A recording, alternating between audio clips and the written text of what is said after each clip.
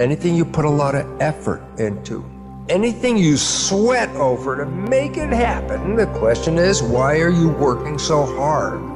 The answer is, your programs and your subconscious don't support that.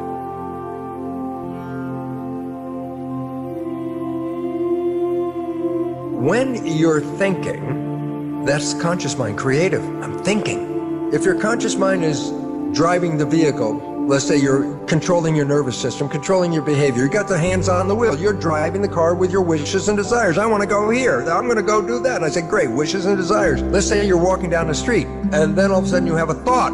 The conscious mind at this moment, is it paying attention to the walking on the street, or does it go inside your head and look for the answer? That's a question. The moment the conscious mind went ahead, it's not paying attention to what's going on the outside, is it? When my conscious mind is in thought, my subconscious by default becomes autopilot. When I am thinking, my conscious mind is engaged in creative imagination. By definition, it's not paying attention, and whatever behavior I'm engaged with at that moment is now going to be run by what? Subconscious program. Autopilot. When you're thinking, autopilot, subconscious is in control. How much of the time are we thinking? The average person, 95% of the day has a thought going on, which means 95% of the behavior during that day is programmed and managed by the subconscious. Your life is not controlled by the conscious mind, which is wishes and desires, okay? It's controlled by the subconscious, which has been programmed by observing other people. And then your life becomes an expression of their behavior. The programming of your subconscious started in the last trimester of pregnancy and was intense from year 0, 1, 2, 3, 4, 5, 6, and by 7 starts, the programming is less.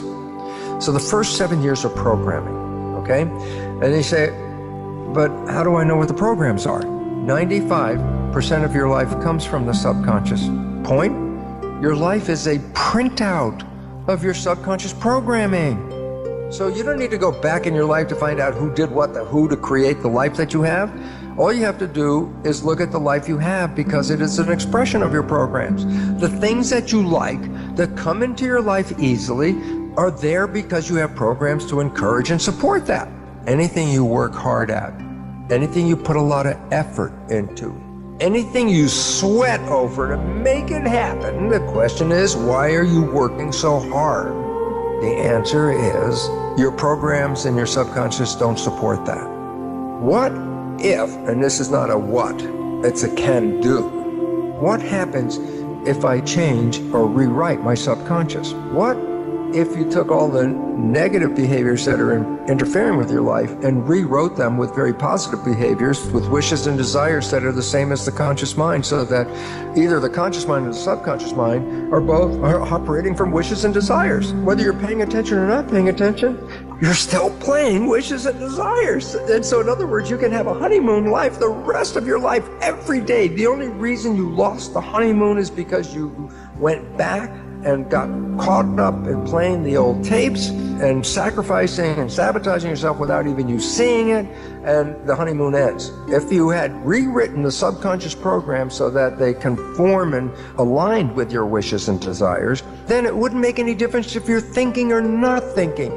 Your behavior in both situations would always lead you to the full happiness of the honeymoon experience as a way of life every day of your life.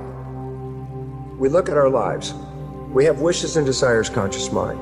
We have subconscious program, as psychologists tell us, running 95% of the time, downloaded from other people, and sabotaging our lives. Now we can identify the programs by just looking at your life and saying, where's the part that you want to happen that's not working? And then test your subconscious for whether it supports those beliefs or doesn't support those beliefs. And if it doesn't support what you want, then you can rewrite it.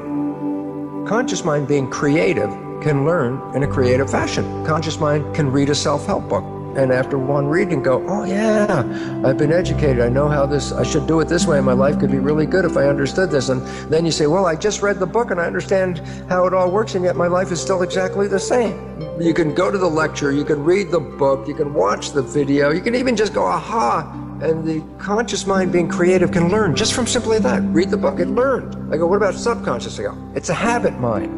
I said, well, how do you create a habit? I go, reading the book once is not a habit.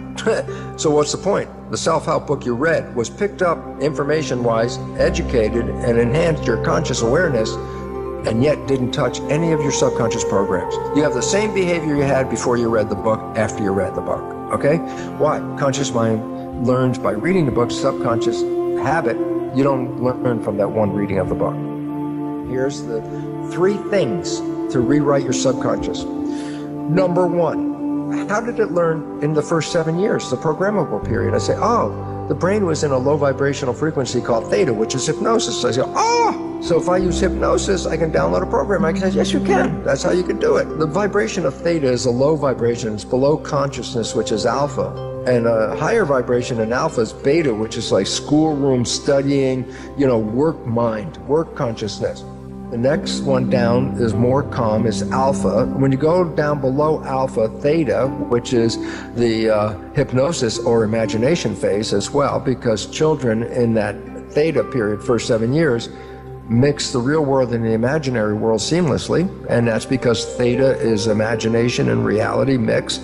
And then below theta is one lower vibration called delta, which is absolute sleep. Every day when you wake up, you're coming from delta, the lowest vibration, just as you're waking up in the morning, just as you're coming out of sleep, the immediate, groggy period in that beginning, that's theta.